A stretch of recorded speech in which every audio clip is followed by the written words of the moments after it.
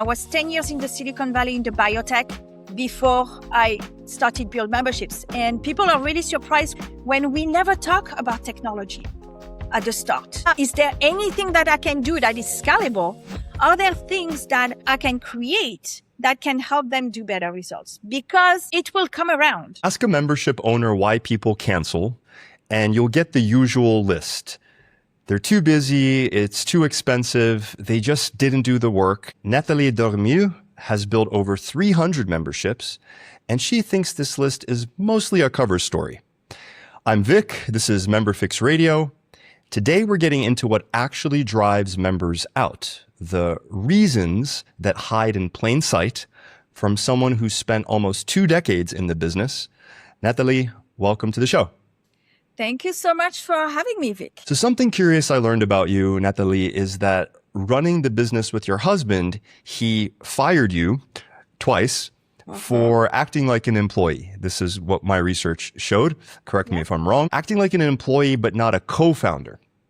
However, today you've helped over 300 entrepreneurs build their memberships. From where you sit now, do you see some of them making the same type of mistake, running their own businesses like an employee rather than a business owner? And when you see it, do you actually point it out? So, yes, I mean, you're right about the story, and I love that you did the homework. That's something that I used to share a lot in podcasts early on as the story of how I became an entrepreneur and why I do what I do. And I think that first, this idea that you are born an entrepreneur or not, I don't believe it. I think that this is something that you can become. And definitely when we started the business, I was not. And when I said I was acting as an employee, that means that I did not come up with the idea and I just wanted to be told what to do. We came from the corporate, and that's kind of the mindset of you have one role and you have some expertise, and they actually expect you and want you to stay within these boundaries. Being an entrepreneur is very different, especially when you start a business. You have to wear all the hats. And some hats you hate, some hats are uncomfortable, and some hats you don't even know you're supposed to wear them, right? So when we started a business, if you've heard the story, my husband has always wanted to have his own business. I didn't want to. I wanted security. So not, going and started something without knowing where it was going. So I basically expected him, that was not in the conversation, but I expected him to run the business, and I would just be like the nice employee wife that does the work that he wants me to do. And he wasn't seeing it that way. He wasn't seeing it as like, you can bring as much as I can bring. And so it took several years for me to figure that out. I had to learn a lot about myself. And yes, I think it happens to a lot of people. Everyone that is not getting results, every person that I talk to that says, I'm not getting any new members. And I ask, what are you doing to get new members? Well, nothing at the moment. Here we go. Right? So you don't have a strategy. And that's because you're not thinking in terms of problem solution. You're thinking in terms of, like, what can I do today? What seems like something that looks doable, but there is no like real strategy, real plan, right? So I think that it happens to more people that people would care to admit, that very often we don't operate as the entrepreneur, but as the employee. Have you created a job for yourself, inside your business? Did you trade a 9-to-5 for a 24/7? Yeah, I love that. It's something I've always said is that it's not so much the case now, but maybe, 10, 15 years ago when I started doing this, people looked at membership sites almost as a business model, but it's really just a delivery vehicle for your value. All of the fundamentals of a business still apply. Just because you have a membership site, it's not going to automatically make people give you money. You still have to build some audience. You have to have some kind of lead generation. You have to connect with folks. You have to have something valuable to offer. And not only that, but valuable on a recurring basis that makes them want to pay you month after month or quarter after quarter, year after year. And just having a landing page and copy and checkout, it's superficial. I mean, you need those things, but that's that's beside the point, right? It's still a business. It's going to be really hard. It's never going to not be. In fact, it's going to probably get harder. Yeah. And you need to do all of these things that you probably weren't prepared for, and it'll be rough at the beginning. Exactly. And we don't see this so much now, I think, because people just realize that it just doesn't work. But even like, I don't know how long you've been doing this, but even like 4 or 5 years ago, like where we had people who either had a course or they were a coach and they were struggling to sell, and they were being told, oh, just do a membership. You know, it's monthly. It's a lower price point. So it's cheaper. So people will join. And people thought that, oh, I can just change my delivery system. You know, right now I do coaching or I do a course. Let me just put it behind. And it's kind of like a payment plan, right? For the program. It just doesn't work that way. So people who wanted to do memberships because it's easier to sell, absolutely not. You know, like you said, the membership it's just the delivery model of how you're going to help people. At the core, you're still solving a problem, you know, for people, but you need all those things. I call it MARS, Member Acquisition and Retention System. You need to bring in people in, the right kind of people. You need to convert them. You need to make sure that they stay. And the only one way that people will stay is if they get results, if they get what they came for. That thing of like people come for the content, they stay for the community, that's BS. That might have worked. And I think it was, because I was in some of them just for the community. So I can't say it didn't work at some point. That is not the case anymore, right? Now people want results. They are not getting results, they're out. Yeah, absolutely agree. And I'm seeing that shift too. And as you said, I'm still a part of a few memberships, and I'm really just there for the community. I don't think I've really consumed any of the content. That content is just table stakes, but there needs to be more. And it's kind of ironic what you said about a coach moving to a membership model, because what I see in terms of retention and results is group coaching is what makes it sticky. Exactly. Right. So are they a good coach? You know, I mean, are they a good coach? Not in their deliverability, in their marketing. We have to be marketers first, right? Whatever you do, you're a marketer first. Everything else is second. Because if you can't market yourself, you can be the best coach or the best teacher. Doesn't matter. Right. In your latest newsletter, you also said specifically that every program has at least one spot where members get stuck, and most owners have no idea where theirs is. So short of actually hiring somebody, how can a membership owner, and I use the word membership very loosely, it can mean a number of different things, right? Yeah. But how can a membership owner find the weak spots in their program? What's the first step? So what I mentioned in the newsletter, as you said, was related to retention, but also like basically how do you support people? You know, like people stay if they get results. How do you help them get results? And it's easy to say, I shared my story, right? Where it affected me for years, you know, that story, you know, when the coach in the room said to everybody, I should charge more because you guys are not doing the work. And she was like, sad. And in my head, I was like, but hey, I paid a lot of money. I traveled from France to the US 4 times a year to be in that room so that you can help me figure this out. Instead of that, you're telling me that I should pay more because I'm not doing the work. I'm expecting you to help me figure out why am I not? Because I'm not lazy. I pay the money. I do the work. Not to the extent that it needs to be done, obviously, but I pay you to help me figure out why, right? So she was not looking at where she can help me. She just had this thing that has worked for some people who are like, yeah, let me do it, you know? And that's the thing. Some people, they get the exact same type of content and support. Some people will get results. Some people won't. Okay. So if you want more results or people to get results, be more successful, right? Then you have to figure out why these people are not getting results. So some people will not do the work. They expect that by buying the product, they'll get the result without doing anything. But we're not talking about that. We are not talking about the people that genuinely want help. They are not given that. the first thing that you need to do, if that's your case, if you're like, are there places where I could help some people that are stuck and they are not even telling me, right? Is to have metrics and data on how long it takes for people, right? That means you need to start tracking. Most people are not tracking. They say, it's a membership. They don't pay that much. I'm not going to, do like some one-on-one checking. It's on them to do the work. Sure, you can do it that way. But if you want more results, then now we have tools available where we can really look into what are the places where they could get stuck. So if your program is a framework, and there are like certain things that they learn and then they have to do something, right? You have to have some type of tracking to make sure that when they've gone through that, have they done the work? And if they haven't, you have to ask them and figure out why, like what's in the way, right? Yeah. Very often it's about making decisions.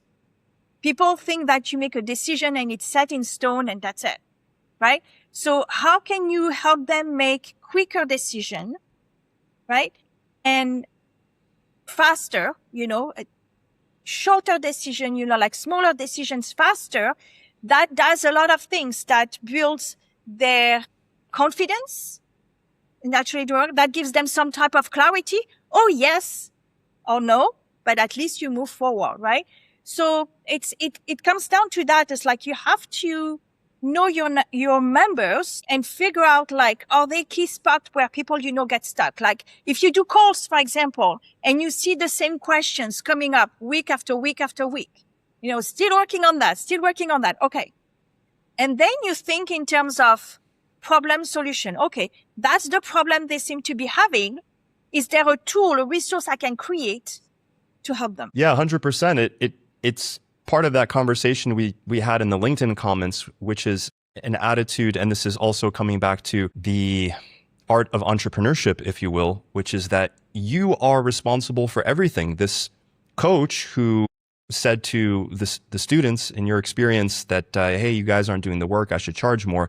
That's a terrible thing to say because, first of all, you're shifting blame from yourself. I mean, you created the program, you qualified these prospective participants, like it's all on you. And even if it's not all on you, if objectively somebody's being extremely difficult, that kind of thing does happen, it's still might not be your fault, but it's still your opportunity to take ownership and think, what, if I could find a way to make this more digestible, if I could remove friction from my members, and just being relentless in really trying to help people, they'll probably get a better result. And you always have to turn it back on yourself. And like, how can I make this better, easier, more seamless?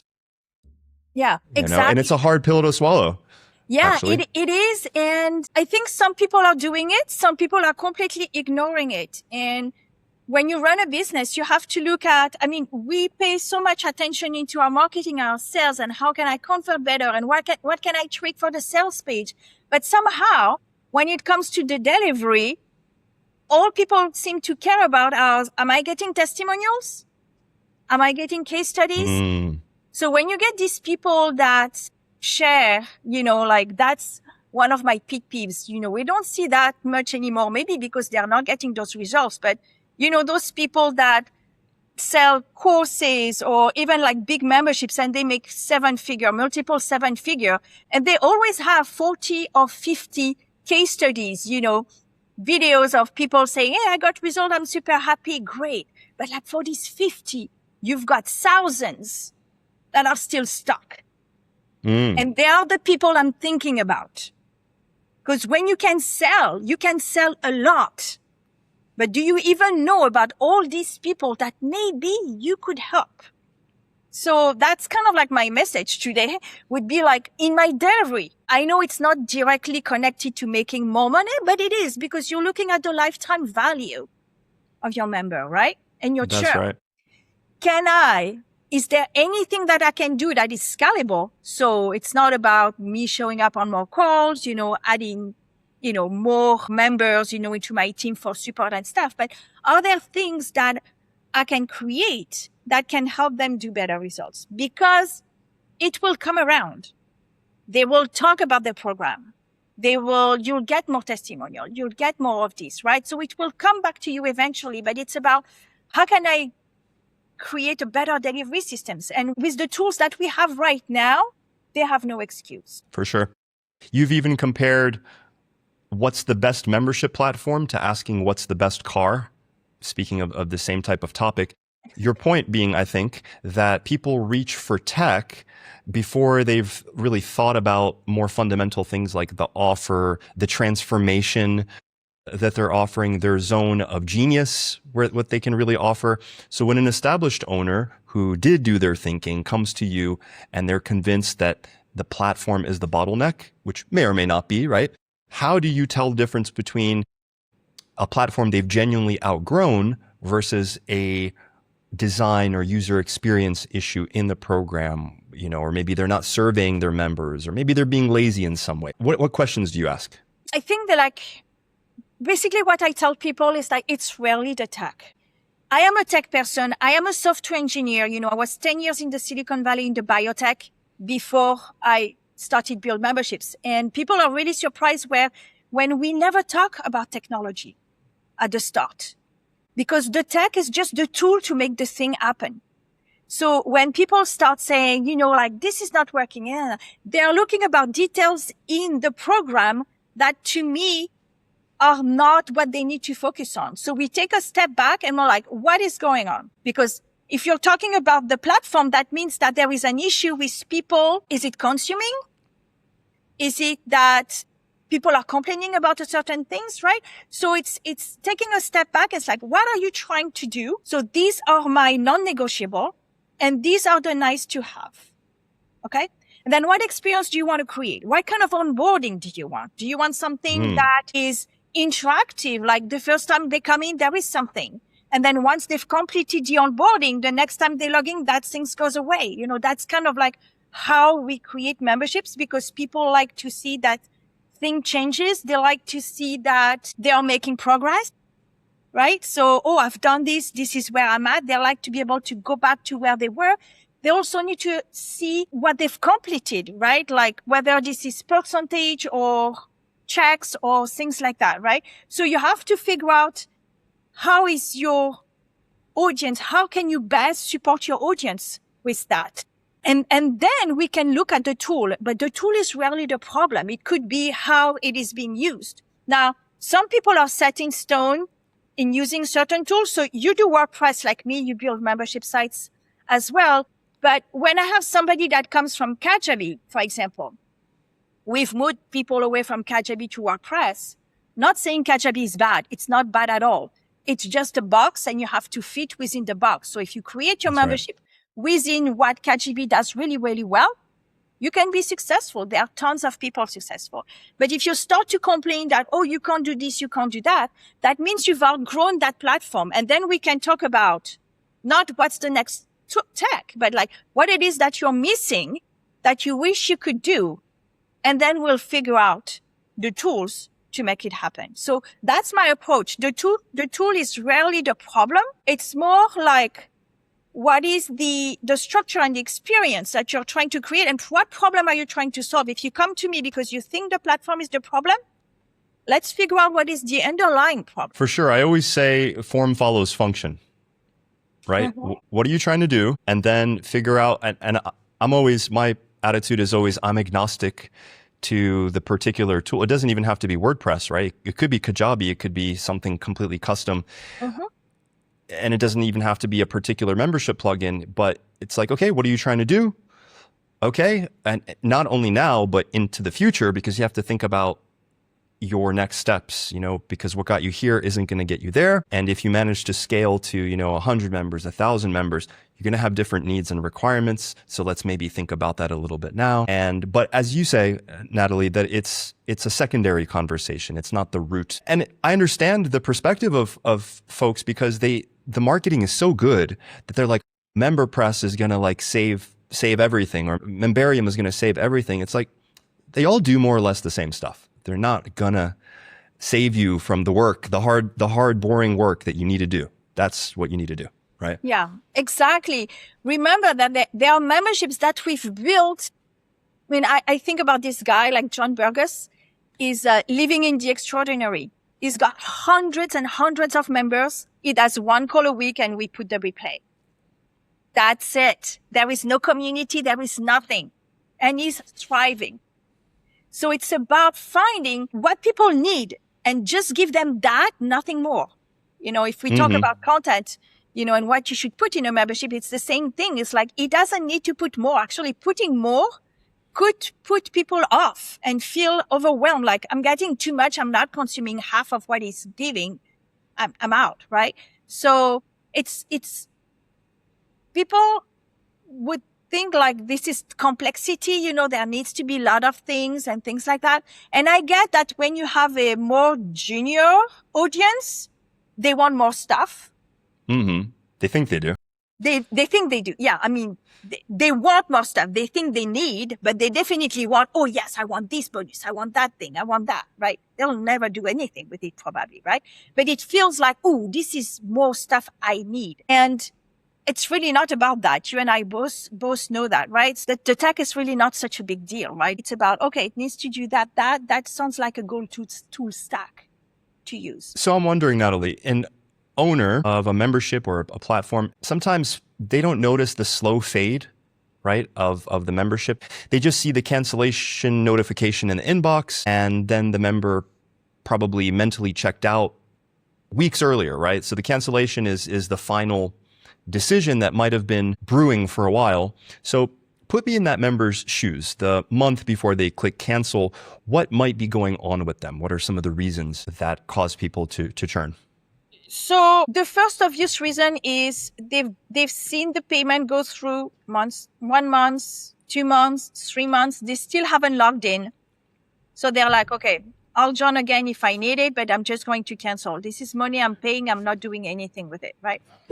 Then what I've seen and I've been part of is like, you sign up because this is something that you need, but the delivery format is not working for you. So for example, the only way you can ask questions is if you go on a call and there are 1,000 people on that call. And even though I can make videos, I can do these interviews, I can talk to people, no problem. On a call, raising my hand to ask a question is hard for me. There is a tension for that because I'm like, why would they pick me? There are so many people. And you have all these extroverts that are like, me. And they are always there and they always get picked. So it's not for me. So that delivery system doesn't work for me. So I might like the person and I might believe that their solution, their way of doing things could work for me, but the delivery format isn't working, right? So people would leave for that. And it's not like they're unhappy or like they're not mad or things like that. It's just like, if one day you do like a small core thing, I might come back, but like this delivery doesn't work for me.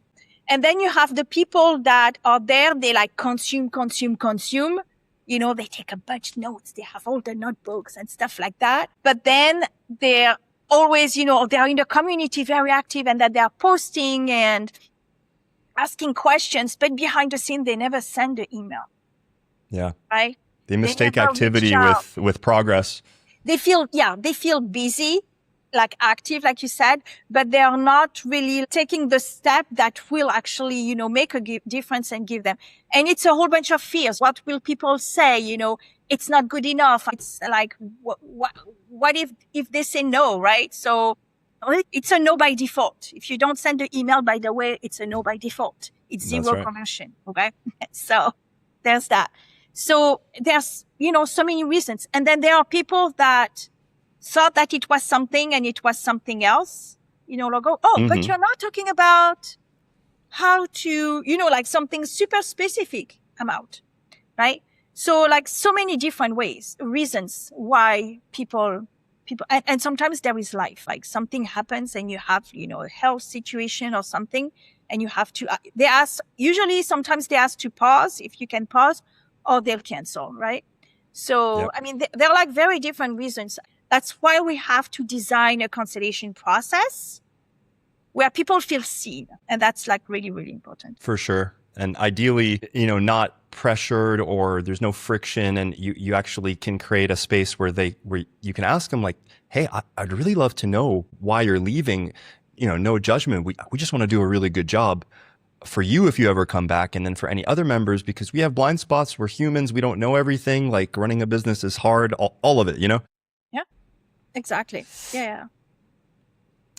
Oh, okay. Before we blame psychology, which is definitely a huge part, how much of what shows up as a cancellation isn't a decision per se on the side of the member, but maybe it's something like an expired card, a failed charge, not getting emails, a bad user experience, and across 300 plus builds, how much of these issues can be traced to tech? Is there some percentage that, that's actually like a tech thing?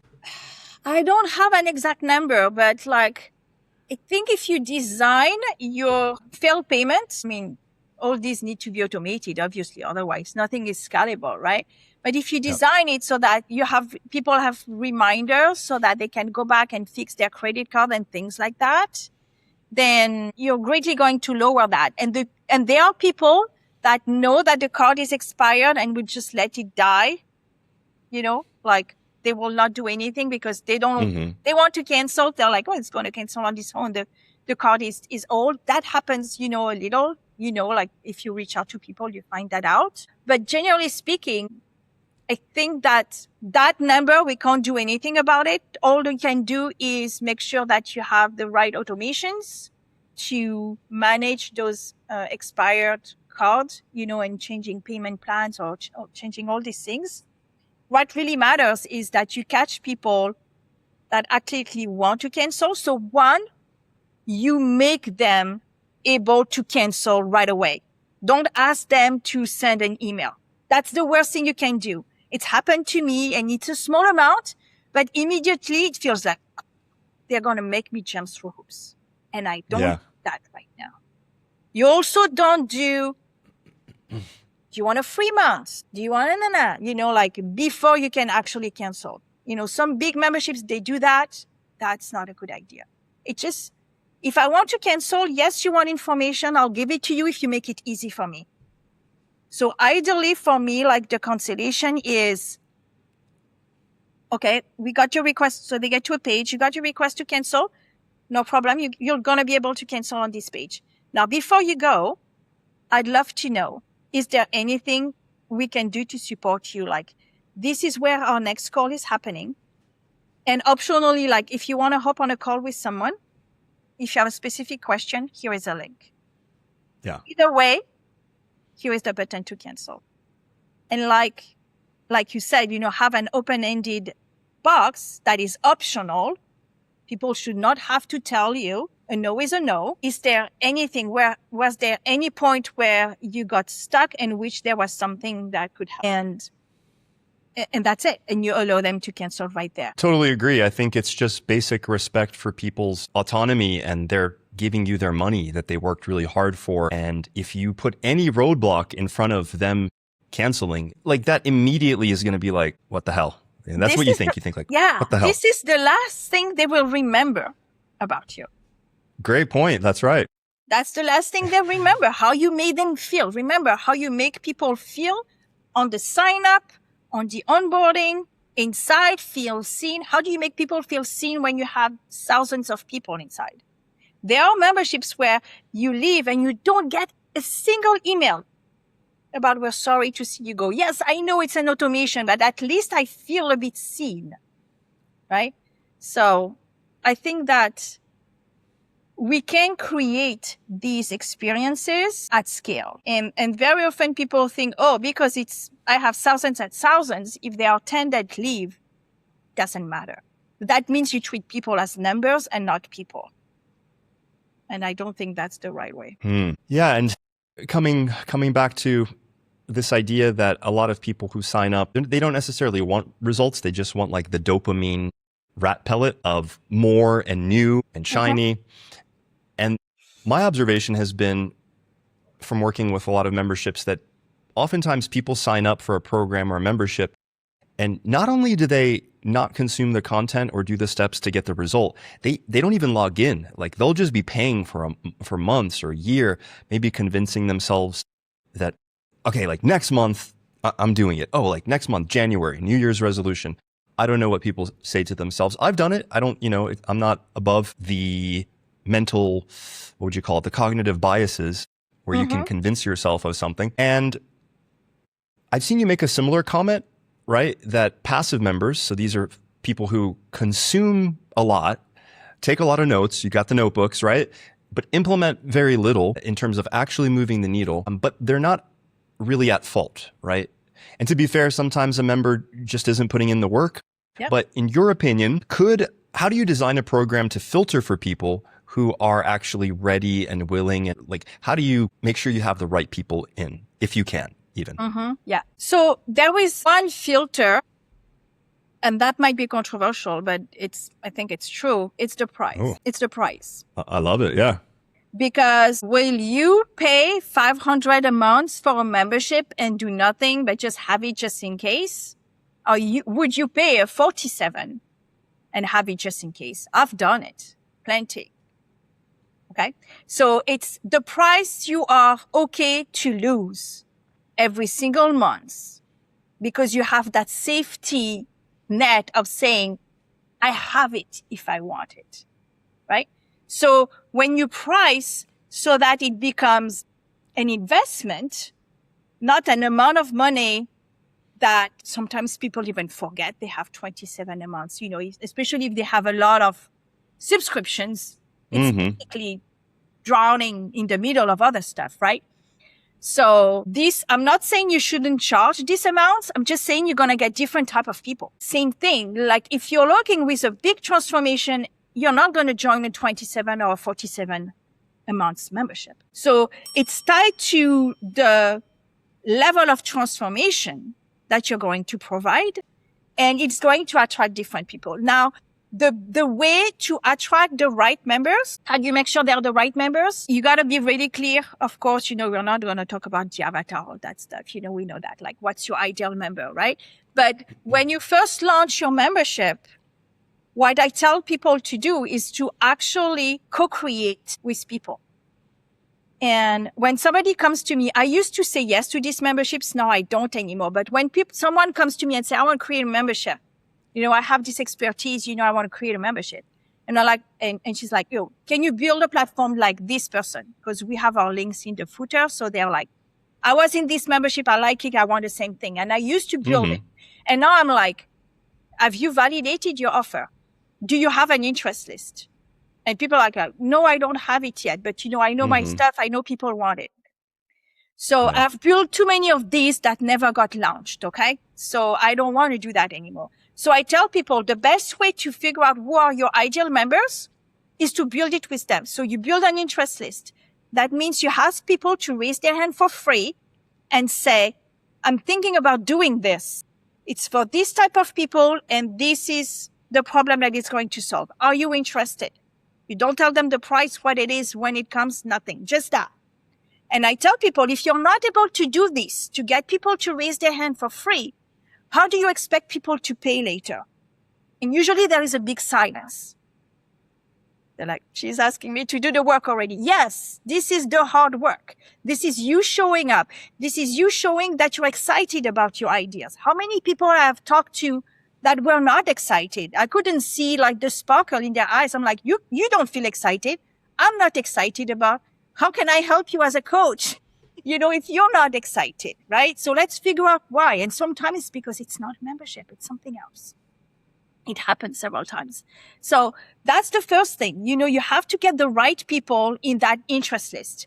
And then you go into co-creation with them. You figure out what it is that they want. And you have also what it is that you want, how you want to show up.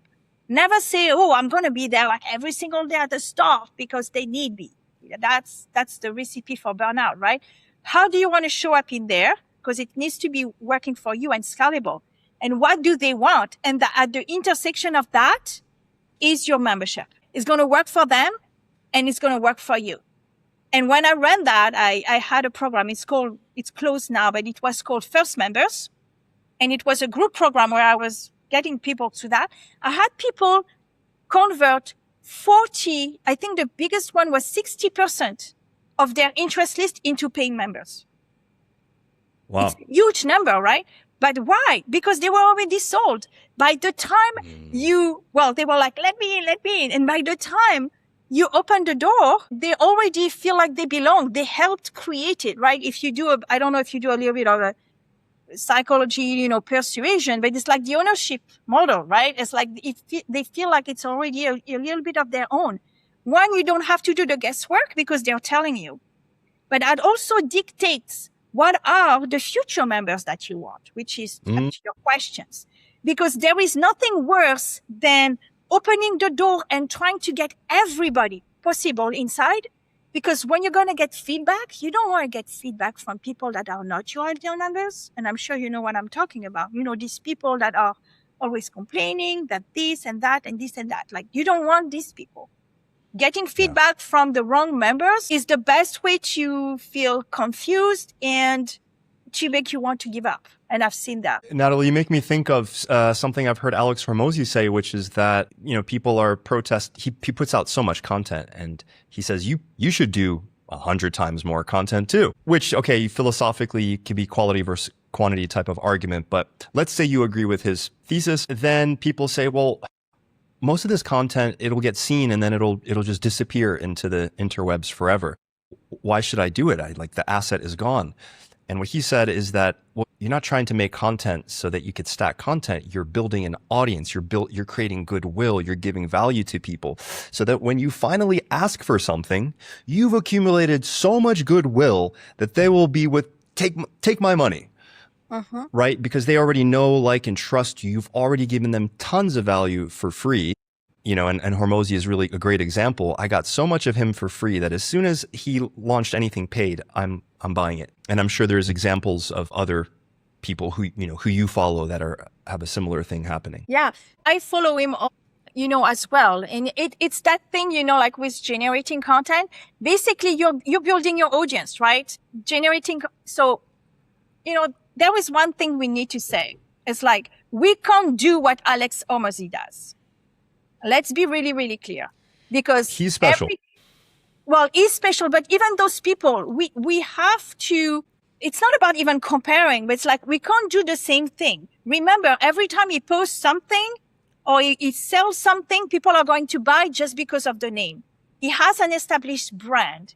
He has some loyal super fans that, will trigger the algorithm so that by default he gets, thousands of views and things like that. So we are not in that space, right? So we have to be very, very careful. If you're trying to copy what these people are doing, so copy what he's saying, sure. But what he's doing, the way he's doing, it just doesn't work, right? I think it kind of makes sense, right? We don't have the same audience. We don't have the same reach. But in terms of sharing content, absolutely. I think that one mistake that I've made for years was to be, I don't know how far you went when you chat, but I used to be really to the point and just education. And talking about me, my values, what I stand for, what I hate, was really, really hard because I felt like people don't care about that. But we have to realize that people, whether they care or not, is not even the questions. It's like they need to hear this. At the end of the day, people do business with people. So if you spend, if you share your cat or your dogs, every day, that's maybe you're going to get the likes, that's engagement, but it does nothing to you.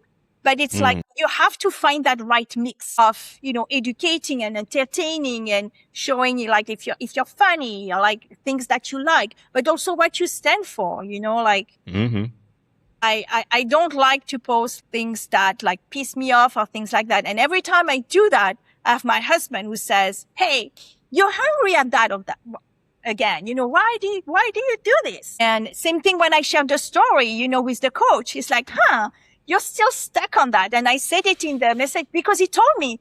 And I knew when I posted the newsletter that he would come to my office smiling. And I'm like, I know why you're here. And I'm posting it anyway because it's me. Because it's sticking. When you think about it, it's part of why the member experience is so important to me because she let me down. And she let down a lot of other people. I don't know if I shared this in the newsletter, but at the end, I went to her. So it's like hundreds of people, like 400 or 500 people. At the end of the retreat, I went to her and I spoke to her. And she said this one sentence that is even worse than what she said. She told me, I hope you make it. A coach, leadership coach telling you that. I hope you make it. Thanks for the money. Good luck. Yeah. 15K per year or whatever that was. No, thank you. And I was like, I'm out. She doesn't believe in me. She makes me feel less than, and I'm out. So those are things that even they are uncomfortable to me, I want to share. Because I know people, there were people in this room sitting next to me that was sick, that were thinking the same. It's like, what the, and all these ladies, I still know them. The program doesn't even exist anymore. She went on to create something else. So those things are important.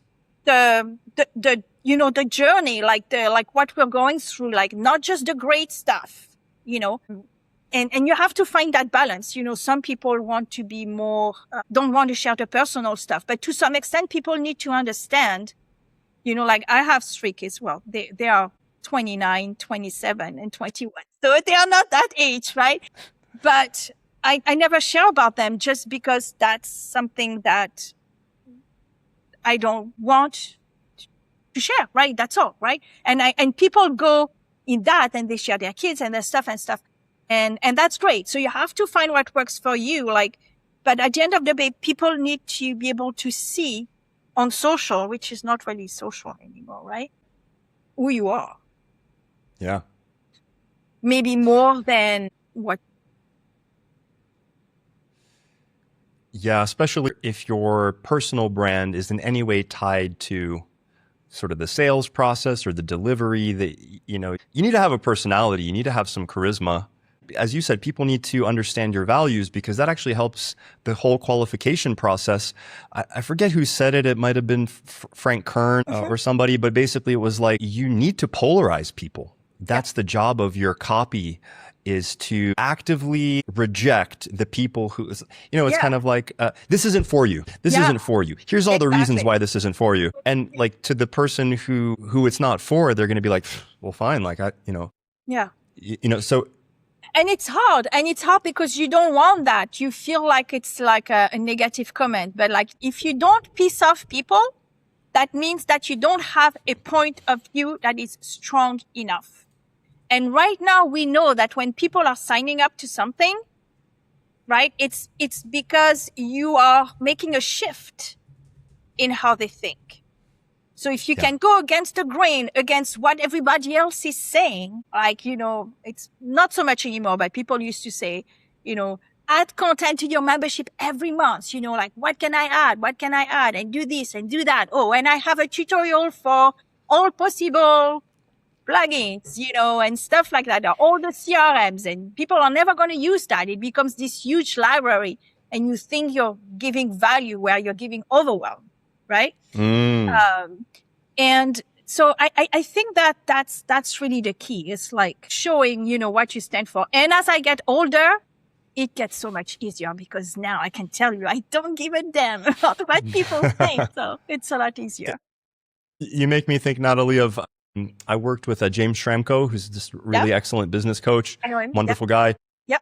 And I joined his entry-level membership, which was something like $20. Well, he's always experimenting, so it's different already. But at the time I joined, which is about 2 years ago, it was, I think, $20, and you got access to a forum with some other members of that level.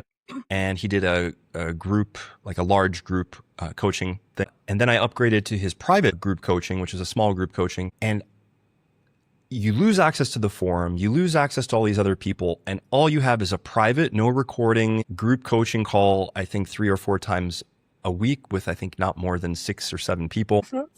And I was like, this is interesting, James. Not only did I not get more stuff, I got less stuff. He's like, yeah. Because the people at this level don't want to be in a forum, bullshitting with like a bunch of other, no, they want like results. They're serious. They're paying serious money. They want to connect with other high level entrepreneurs and they want me to help them solve their problems, and the commitment reflects the level of transformation. The financial commitment reflects the level of transformation that they're seeking. I was like, that makes a lot of sense. That's very logical. Yeah, exactly. And that's the kind of thing that is going to polarize, right? People are like, it's not recording, it's only calls, I'm not in. Good. That's not for you, right? So that's one way, and that's because he knows the ideal audience for this really, really well.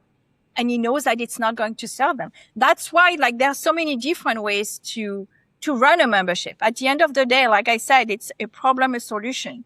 And if you can give it to people with less content, less calls, even better, because people are busy. You want people to be in the doing and give them the proper support and accountability that they need, but you don't want them to be in the consuming. Absolutely. If anything, there's a problem with overconsumption. There's so much information. And one of the interesting conclusions that I heard you share was that if everyone, meaning membership site owners, have the same content and outcomes are different, can be different between these, two different sites, let's say, then probably content was never the thing deciding who succeeds and who leaves. But the difference is support and accountability, which is your model that you came up with, which is content, support, accountability. Also very logical, but there's perhaps a trap on both ends, right? An owner can bury a member in content, as you said, or bury themselves in an unscalable situation where they have endless personalized support, weekly calls, unlimited access, and it becomes this 24/7 nightmare. So where's the line? Should the owner set some ground rules, and should you do things that are not scalable at the beginning? And then how do you leave that? How do you get out of that and continue to grow, if you even want to grow? Because some people, there's an assumption that you should always scale, but some people don't actually want that. Yeah, exactly. Great question. I'm working on something, and it won't be scalable because I want to cap it to a certain number of members. So that's perfect. So this is what I think, and I think it's controversial. I don't talk about it enough, but I think that when you first launch your membership, it's not about the money, and you should probably limit the number of people that can get in. Why? And you can make things that are unscalable. Why? Because you are figuring out what your solution is going to be. You know the problem you're solving, and you think the different elements of the solution. But you need to figure out in live with people what's the format of the solution. So when you first launch, let's call it a beta, something, your first launch, when they join, they know that it's for a period of time and the format might change. It's that period where we are figuring things out, right? And in that time, allow yourself to spend the time to talk to members individually to figure out where do they get stuck. If you're not sure how many calls you should do, people are like, oh, I'm going to promise 3 calls a week because they're all excited. And then 6 months in, they can't take it anymore.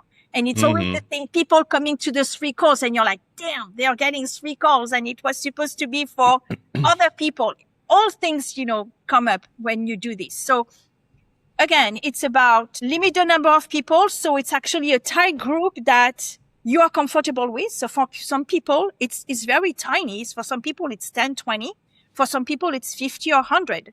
Whatever makes you feel comfortable and feel like you can connect with these people and gather the information you need and tweak things. They know when they join that things are going to evolve, right? Some things might get removed, some things might get added, but this is the place where you figure it out. So you get paid because people have signed up, but you also get the feedback from these people. Once you've figured that out, your next launch, then this one is about. But exactly, it's about making money. Exactly who your members are. You up your price, right? Usually, because that should not be the price that these people got in. And you have a process that people have gone through that you're comfortable running, that sounds scalable to you, and that gets people results. And to me, that's the key. And that's what I've seen work. Yeah, it makes total sense. It's also quite a scientific process because you have a hypothesis, right, of how you're going to deliver it. You don't actually know because you haven't gotten real feedback from the market, from real human beings. But then as you start to deliver, you figure out where you were mistaken, and you get probably ideas from your members, and you can improve and iterate. And then the next iteration is better, and it should cost more because essentially these people were getting a discount for co-creating with you what the program delivery looks like. Exactly. No, it makes total sense. Yeah. And your CSA model, like on the same topic, it says that support has to catch people the moment they get stuck, which I thought was really, really fascinating, right? So you get stuck now and you're immediately getting some kind of intervention, not 3 days later or at the next group call. So mechanically inside the site, what does that look like? Is it like an AI chatbot assistant that's part of the lesson? Is it a progress trigger that fires an email, because you're tracking, let's say, lesson progress? Are humans being involved? Like, how do you intervene at that sensitive point where somebody is getting annoyed and probably starting to think like, screw this, I'm going to cancel? Yeah.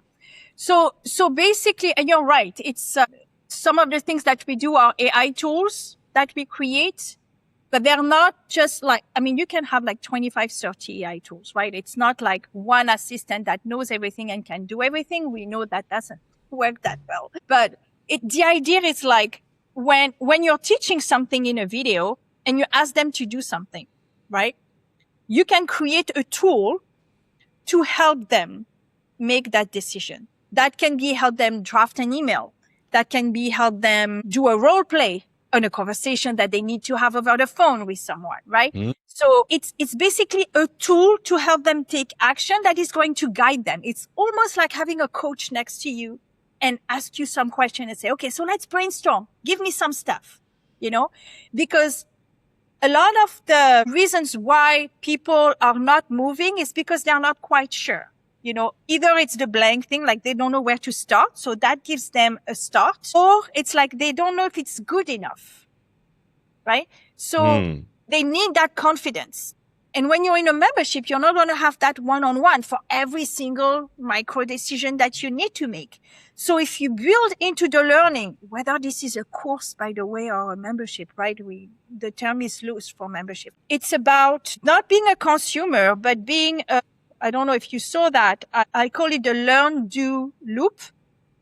You're learning, doing. So every training, everything that you teach them needs to be attached with some type of action they need to do. Because then what the membership is, it's a companion. It's an implementation program, right? And if you do it that way, where you have a tool attached to the thing that you're asking them to do, the easiest way to look at it is like, when they give you that makes me smile because I've never filled any single one of them, but I've downloaded a bunch. This PDF worksheet, workbook, fillable. I feel like I'm at school. Oh yes, he said that word. Let me put it there. That does nothing to my business. That doesn't do anything to my business. And I get what they're doing it because it puts people in. And for some people, it's enough. We can do so much more now. With AI. So to me, that's what people expect now. It's that level because AI is everywhere. And I know it's crap in a lot of places. I got into fights with bots so many times just because they keep saying the same thing and they're like not listening to me and trying to sell me something when I ask a specific question as a client. You should upgrade.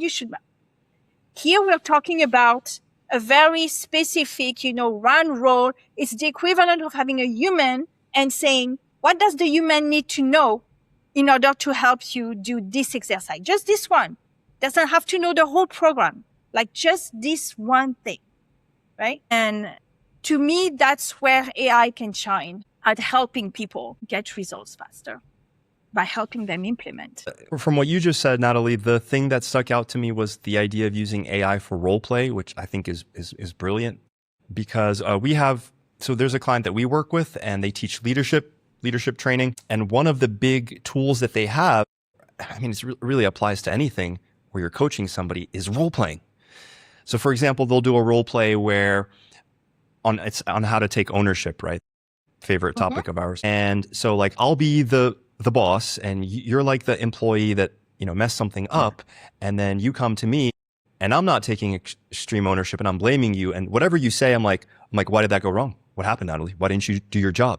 And then you flip it. And so you can feel what it feels like when somebody is taking extreme ownership on the boss side, what it feels like when they're not, what it feels like when the employee is taking extreme ownership, and what it feels like when they're not. And so it's a really powerful tool, but you can absolutely, now AI is at the level where you can do that with like AI voice and train it really like quite Absolutely. well. Is it the same as a human? No, but there's an 80-20 there. And in a year or in a couple of years, it's going to be like a human. Yeah. So you may as well get in front of it. Exactly. And you know that like there are some coaching programs where they would do breakout rooms and role play. Mm-hmm. And let's be honest, it is uncomfortable for some people. Some people are like, yes, let's do it. And some people are like, oh my gosh, I don't like role play. Here, you're in front of a bot. Who cares? Right? It's about practice. And practice with no judgment is what builds the confidence. And a lot of the reason why people are not getting results is because they are not taking action, because there is this fear and this lack of confidence. You have to realize that when people have joined, you won 2 points out of 3.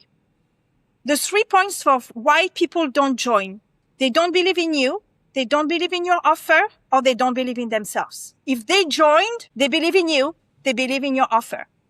Are you doing anything to help them believe in themselves? And some people will say, I am not a babysitter. I've heard it. Except that doesn't work anymore. People will be out because now people want result. They want the help right away. They expect some type of AI, but AI is everywhere. So how do we use it ethically, intelligently? Not to replace support. We are not replacing anything, right?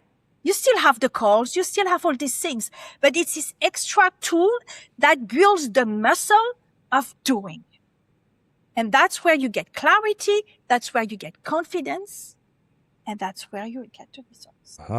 That's what I'm trying to say to people. It's like, there are a lot of things I hate about AI. I mean, I'm on LinkedIn a lot. I think we're connected on, yes, we are.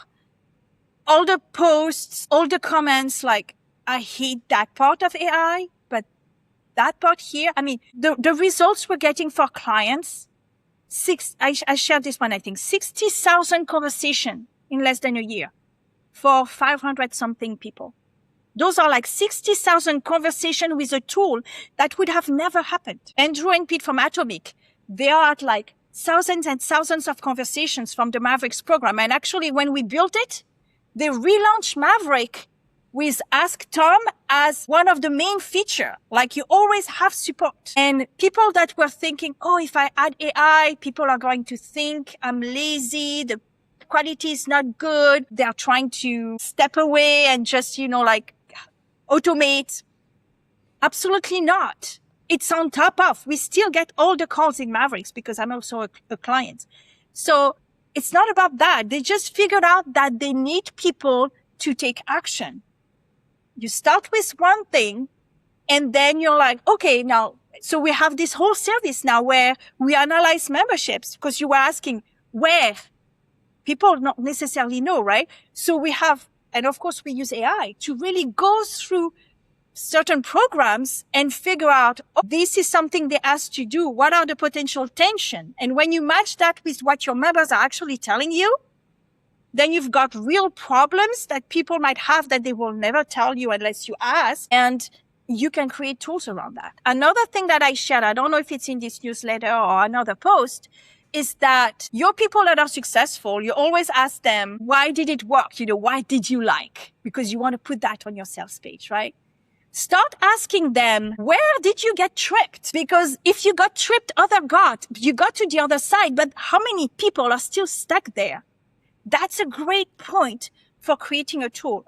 It's a video I did maybe last week or maybe this week. I don't know. I do videos every day at this time because I have a lot to say. It's like find information where it is. If you ask somebody that went to the other side, like where are the places in the program where you could have used a bit more help or it took you longer than you thought. Like, because like you said, I don't know how you said it, but like everything is an experiment. We're called the membership lab for one thing, because everything is an experiment. And one day I have a book that is going to come out and it's going to be called The Membership Experiment. I haven't written it yet, but it's been in my head for years, right? So that's why it's like taking action and then just figuring out. I know people say that all the time, like you either learn from the mistake or you get the benefit, but that's what it is. That's what it is, right? That's what it gives you data. Don't judge the data. Then do something with the data that it gets you. Yeah, 100%. And I think there's so many good tools now. And, some of these tools like Post-Hog or Mixpanel or whatever, they're very technical tools. But the beautiful thing about AI is now you can have human conversation. You can install a tool that looks at everything a member does. I'm a big fan of Post-Hog. There's a lot of other ones. And then you can wait a week or 2 weeks, and then you could go into Claude Code and you could say, hey, like, tell me something that is happening with the membership that maybe is reflecting a bad user experience. And I'd be like, oh, well, I found like these 3 things. And here's this one really big thing. And then you go and you look at it and you're like, holy shit, this is like huge. How did I not see this? And you have a data-driven conclusion, and then you can go and fix this thing and make everyone's life better. And of course, AI jumps to some weird conclusions, and you have to make sure it's not hallucinating things and so forth. But that would have required really a lot of domain expertise with these tools, or you would have had to learn this tool by yourself and then learn to interpret all this data. And those barriers are broken. You can just talk like a human to AI, and it'll make suggestions. Yeah, absolutely. So what we do, and we really got started like 5-6 years ago, back when AI we didn't have all the tools that we have right now. So the AI tools we create, they're actually proprietary. This is a tool that we created, and then our clients own it. That means they can create more tools, right? All they pay is APIs, basically, right? Mm-hmm. So basically, the idea is, because there is this danger, right, with AI, right? You put an AI tool everywhere. You have an assistant for everything, and then it's like gamification. It becomes like way too much. And it's basically finding that balance. As you said, you were talking about the data. I'm not familiar with your tool just because we create our own stuff. But it's the very important piece is reporting. When you have these tools, you have an opportunity to collect data. So of course, we know the questions that are the most asked. And that also gives you idea for more tools you can create, right? Because maybe there is a tool that needs to be broken in 2, or maybe there are tools that need to be combined into 1, right? So you also, like, when you have, one client, they have like 25, I think now they have 25 AI tools. You can see the percentage, the usage, which tool is being used, which one is not being used, and things like that. So when I don't know how you do it with Post-Hog, is that what it is? Yeah.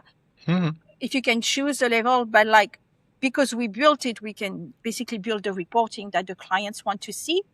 But we also do have recommendations, because people don't even necessarily think, right? Say, okay, so this would be nice. But I think that the AI for the members is so important, but the data that we can get as members, as program owners on how it is used is so valuable, because it can help you create an even better experience, modify AI tools, create new ones, maybe some that are not used, take them out or things like that.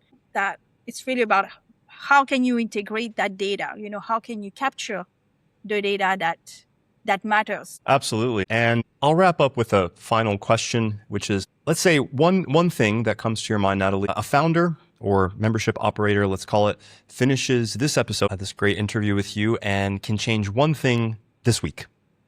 What's one actionable thing that somebody can do this week that is a big lever? Or try? Yeah, depending what they are doing, but when you ask that, what comes to mind is start tracking or paying more attention to what members do and don't do. And I know what people are going to say. because I hear it, but how? Because depending on what you're using, you have a platform and the platform tells you nothing. So that can be tricky. But like, I think the key before you do anything in your membership, because I don't know where you are, you have a churn rate that is too high, right? Or people join, but they never even complete the onboarding. Or maybe people are like, what is onboarding, right? So I don't know where people are, but the first thing that I look at, like audit what your members are doing inside. Yeah. Right? Maybe talk to them. Talk to them.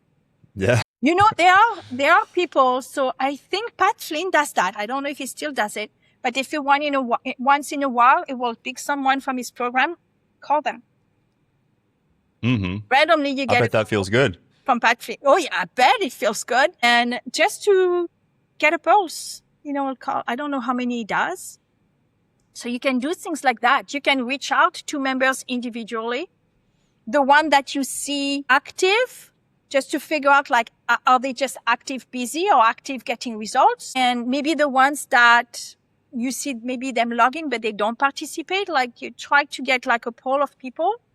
And I think that's before you try anything. It's like, what are you trying to improve? Right? So look at what your members are doing or not doing.